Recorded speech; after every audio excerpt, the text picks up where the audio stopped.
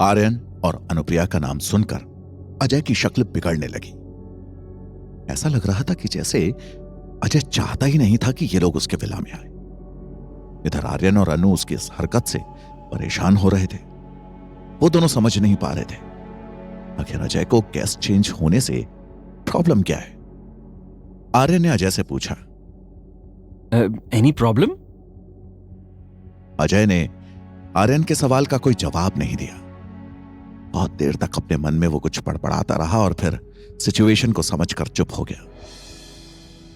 फिर उसने कुछ देर बाद खुद को संभालते हुए कहा, आपकी इंफॉर्मेशन अपडेट नहीं हुई है। यहां नेटवर्क का थोड़ा इशू रहता है। अनुप्रिया ने महसूस किया अजय के आते ही वहां एक अजीब सी स्मेल आने लगी थी। बाहर से खूबसूरत दिख रहे उस होम स्टे के अंदर अनुप्रिया को कुछ ऐसा लग रहा था जो थोड़ा अजीब था। अनु ने अजय को एक बार फिर ऊपर से नीचे तक गौर से देखा। उसे अजय ठाकुर का लुक और बिहेवियर अभी भी मिस्टीरियस लग रहा था। उसने आर्यन के कान में कहा, आर्यन, मुझे ये आदमी और ये जगह कुछ ठीक नहीं लग रही। हम लोग कोई दूसरा होम स्टे ले सकते हैं क्या? फ्री से अच्छा इस दुनिया में कुछ भी नहीं होता अनु। तुम खामखा इस पर शक कर रही हो। और हो सकता है किसी एक्सीडेंट या फिर उम्र की वजह से इसका चेहरा बिगड़ गया हो और दिमाग हिल गया हो। आर्यन ने हंसते हुए अनुप्रिया के कान में कहा और अजय के साथ अपने रूम में जाने के लिए आगे बढ़ गया। ऊपर के फ्लोर पर जाने के लिए लकड़ियों की सीढ़ियां लगी थी, लेकिन अंधेरे की वजह से सीढ़ियां ठीक से दिखाई भी नहीं दे रही थी। आर्यन ने अंधेरे में सीढ़ी पर अपना पहला पैर रखा। चर्र की तेज आवाज आई। आर्यन डर कर पीछे हट गया। पुरानी है थोड़ी, इसलिए ऐसी आवाज कर रही है, लेकिन टूटेगी नहीं। सेकंड फ्लोर पर पहुंचकर अनुप्रिया और आर्यन ने इधर उधर देखा। इतने बड़े घर में उनके और केयरटेकर के अलावा और कोई नहीं था। बस दीवारों पर कुछ विंटेज फोटो लटके थे। अब आर्यन को भी यह सब थोड़ा अजीब लगने लगा था।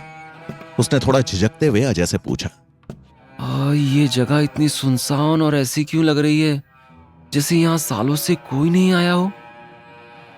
यही तो दुनिया का रूल है, जब तक एक आता है तब तक दूसरा जा चुका होता है। इंसान अकेला आता है और अकेला ही चला जाता है। फिर किसी और के बारे में इतना क्या सोचना है? जब आए ही अकेले हो तो फिर अकेले ही रुको, जब तक रुकना हो, और फिर अकेले ही चले जाना है ना अजय? आर्यन ने अजय की अजीब और मिस्टीरियस सी लगने वाली बात को बीच में ही काटते हुए कहा। आर्यन को अजय का अंदाज बहुत फनी लग रहा था, लेकिन अनुप्रिया को अजय की बात कुछ सही नहीं लगी। फर्स्ट फ्लोर के बरामदे से होते हुए अजय आर्यन और अनुप्रिया को उनका मास्टर बेडरूम दिखाकर वापस नीचे आ गया। आर्यन ने जैसे ही रूम का दरवाजा खोला, अनुप्रिया चीख पड़ी। अनुप्रिया इतनी जोर से चीखी थी कि उसने आर्यन को भी डरा दिया था। उसकी आवाज सुनकर अजय वहां आया और पूछा, क्या हुआ? कुछ नहीं, गेट खोलते ही मेरे सामने एक बड़ा सा कॉकरोच आ गया था। आपने कैसा रूम दिया है हमें? आर्यन ने तुरंत ही अजय को बुलाया और गुस्से से कहा, यहां रूम के अंदर कॉकरोच घूम रहे। अगर इतनी प्रॉब्लम है कॉकरोच से तो यहां जंगल में आना ही नहीं था आप लोगों को। अजय भी अब थोड़ा गुस्सा हो गया था। आर्यन और अनुप्रिया ने उसकी तरफ देखा। उसने अपना गुस्सा कम करते हुए कहा, वैसा है ना आर्यन साहब, जंगल के जानवर हमारी जगह में नहीं घुस रहे, हम घुस रहे उनकी जगह में। भाई आखिर जानवर जंगल में नहीं रहेंगे तो फिर कहां रहेंगे? शहरों में तो हम रहने नहीं देते ना उनको। अनुप्रिया ने पहले अजय को देखा और फिर आर्यन को। उसने गुस्से में इस तरह देखा जैसे कह रही हो, बहुत फ्री का वैकेशन एंजॉय करना था ना तुम्हें, अब करो इस ज्ञानी पापा के साथ एंजॉय। फ्री में ज्ञान दे रहा है वो, झेलो अब इसको फ्री में। आर्यन और अनुप्रिया अपना वैकेशन एंजॉय करने आए थे, लेकिन उस होम स्टे के पहले ही दिन ने उनका मूड खराब कर दिया था। वो होम स्टे बाहर से देखने में जितना खूबसूरत और शांत था, अंदर से उतना ही मिस्टीरियस और अजीब।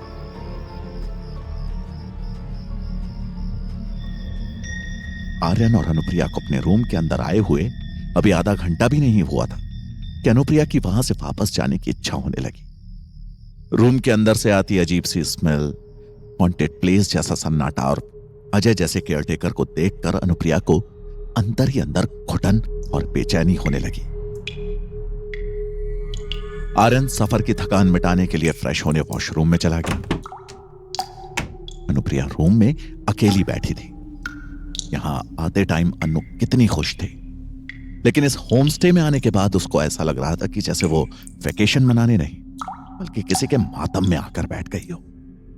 उधर आर्यन अपनी ही दुनिया में मस्त था। वो वॉशरूम के अंदर से अजीब अजीब डरावनी आवाजें निकालकर अनुप्रिया को और डराने की कोशिश कर रहा था। अनुप्रिया ने चढ़कर आर्यन से कहा, Aryan please stop doing this nonsense. एक तो वैसे ही इस भूतिया जगह पर लाकर बैठा दिया है, ऊपर से डरावनी आवाजें निकाल रहे हो, मुझे डरा रहे हो। मैं चली जाऊंगी यहाँ से।